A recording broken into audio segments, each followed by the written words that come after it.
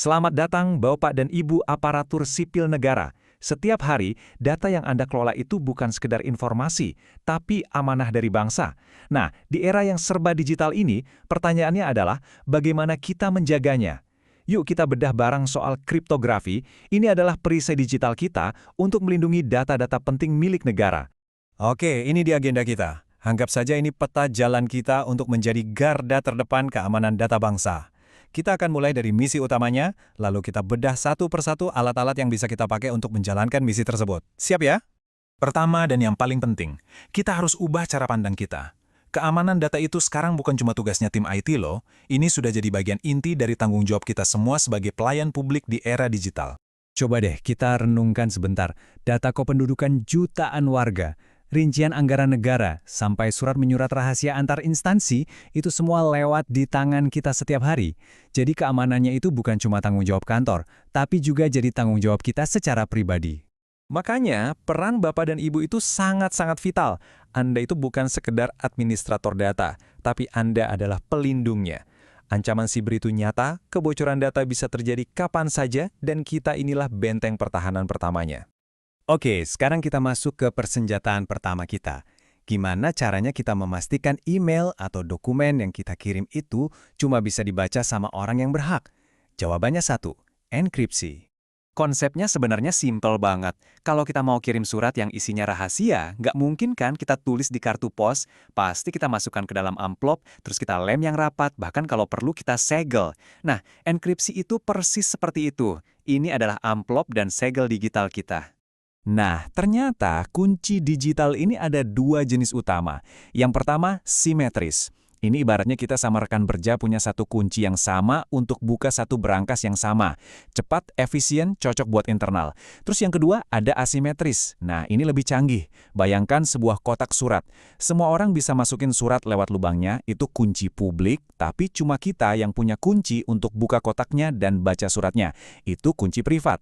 Jauh lebih aman kan? Oke, pesannya sudah kita amankan di dalam amplop terkunci. Tapi, ada masalah baru. Gimana kita bisa 100% yakin kalau email perintah kerja itu datangnya beneran dari atasan kita, bukan dari penipu yang ngaku-ngaku? Nah, disinilah kita bicara soal keaslian. Inilah gunanya tanda tangan digital. Anggap saja ini adalah tanda tangan basah dan stempel dinas kita, tapi versi digital yang nggak bisa dipalsukan. Kekuatan hukumnya dijamin oleh sebuah sistem besar di belakangnya yang disebut Public Key Infrastructure atau PKI. Cara kerjanya begini nih, kita menandatangani dokumen pakai kunci privat kita yang super rahasia. Lalu, penerima dokumen bisa ngecek keaslian tanda tangan itu pakai kunci publik kita yang memang boleh disebar. Kalau cocok, klop, berarti dokumen itu fix asli dari kita, nggak ada keraguan lagi. Simple tapi luar biasa kuat. Baik, kita sudah yakin pesannya rahasia, pengirimnya juga asli. Tapi, ada satu lagi pertanyaan kritis. Gimana kita bisa yakin kalau isi dokumennya, misalnya file rencana anggaran, tidak diubah sepeser pun di tengah jalan? Jawabannya adalah teknologi keren yang namanya hashing. Coba bayangkan setiap file digital itu punya sidik jari yang unik dan spesifik. Kalau ada satu huruf, satu angka, atau bahkan satu spasi saja yang diubah di file itu, sidik jarinya akan langsung berubah total. Lihat deh contoh ini. Dokumen anggaran awalnya 1 miliar. Lalu ada yang iseng mengubahnya jadi 1,5 miliar. Kelihatannya cuma ganti satu angka kan?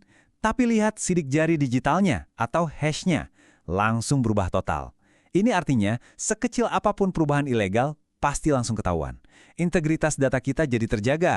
Jadi, sekarang kita punya banyak banget kunci digital untuk enkripsi, untuk tanda tangan, dan lain-lain. Pertanyaan logis berikutnya adalah, di mana kita menyimpan semua kunci ini biar aman?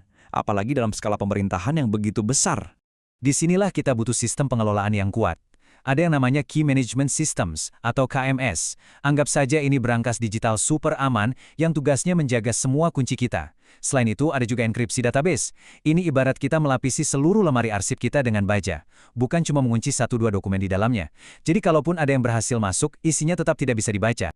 Kutipan ini benar-benar merangkum semuanya. Keamanan data itu bukan proyek yang punya tanggal selesai.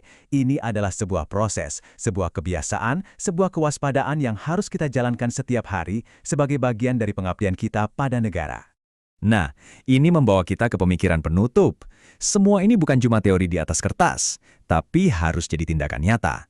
Coba tanyakan pada diri sendiri, apa satu langkah kecil yang bisa saya lakukan besok untuk mulai menerapkan ini? Mari kita sama-sama menjadi garda terdepan dalam menjaga amanah data bangsa. Terima kasih.